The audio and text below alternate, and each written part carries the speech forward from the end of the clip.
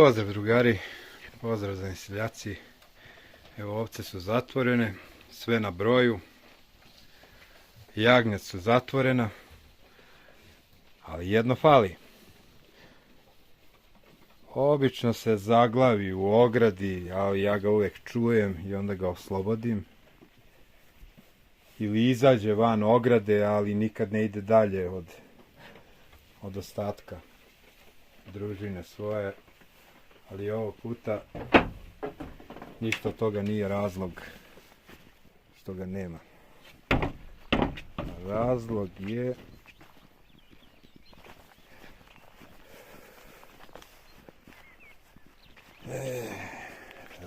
je da je ladno uginulo. Jutros vedro i čilo, a večeras jadno i mrtvo. Šta može da bude razlog? Stvarno me zanima. Ladno je uginula.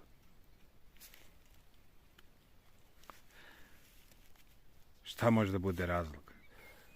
Da je nešto otrovno pojelo, ali ovdje mi nije poznato da postoji neka tako otrovna biljka da može da je pojede i da se otruje. Sad ovdje ima poskoka baš dosta. Sad, da li je moguće da ga je ujela zmija? Mada i to mi nije toliko realno, ali ajde i kao moguća opcija, ali šta može da bude razlog da je uginula?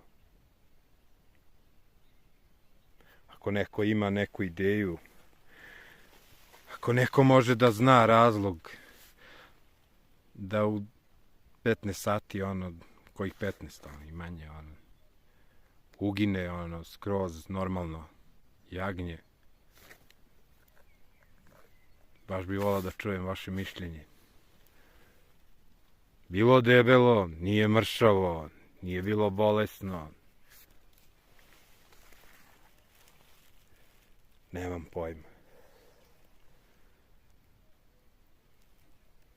Dajte neko vaše mišljenje, baš me zanima šta može da bude razlog.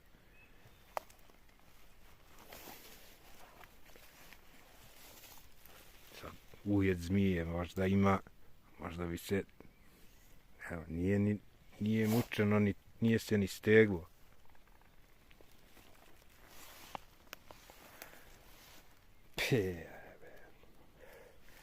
Da li je moguće?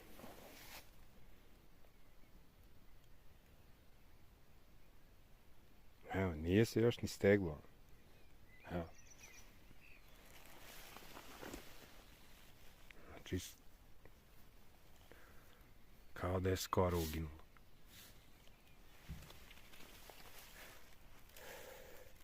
Šta može da bude razlog? Hajde ljudi, pomozite, dajte, mislim, ko se zaista razume u ovčarstvo, u moguće probleme, šta može da bude problem. Bilo normalno.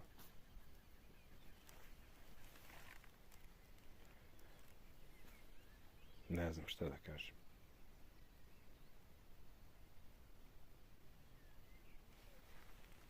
Katastrofa, ali dobro. Što bi rekli o njegovu glavu, ali mukice.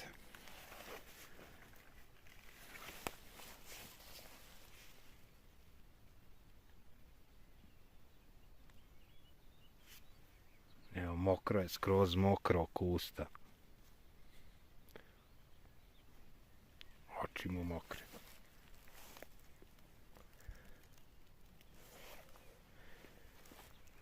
Ništa, pozdrav drugari, ako neko ima bilo kakvu ideju šta je mogući razlog, nek napiše komentar, bilo bi mi drago da barem donekle znam šta je mogući razlog uginuća. Pozdrav.